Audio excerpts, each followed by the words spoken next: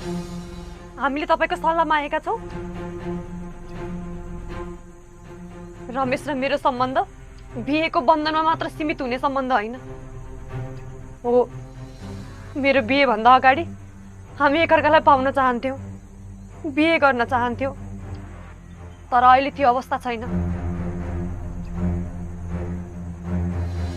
रमेशको मनमा मेरो लागि जुन ठाउँ थियो त्यो अनुले लिइसक्नु भएको छ।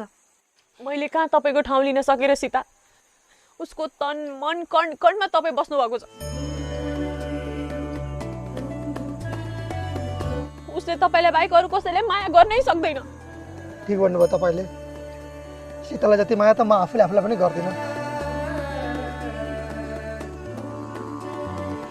तपाई धनीहरुको मनमा माया परिवर्तन भइराख्छ होला, तर हामी गरिबको मनबाट कहिले पनि माया परिवर्तन हुँदैन। रमेश, के तपाई मेरो जीवनमा आएपछि चाहिँ मैले सीतालाई माया गर्न छोड्नु पर्ने हो? याद राख्नुस्, मेरो जीवनमा पहिला सीता आएकी हो, तपाई हैन।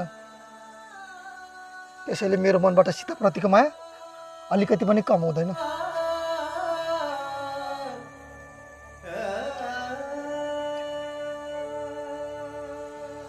तपाई आफै भन्नु त, तपाईको जीवनमा म आउँदा तपाईको मामुप्रतिको माया कम भएको थियो?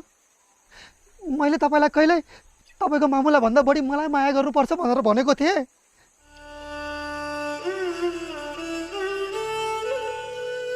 अरू तपाईलाई त थाहा थियो नि म सीतालाई धेरै माया गर्छु, र पनि तपाईले मलाई माया गर्नु भएको होइन।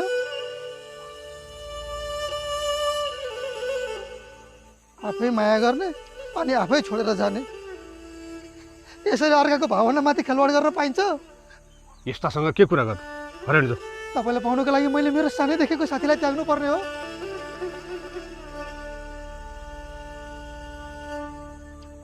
हान्जी हिँड्यो भनेको के देखेर माया गर्नु भएको थियो मलाई?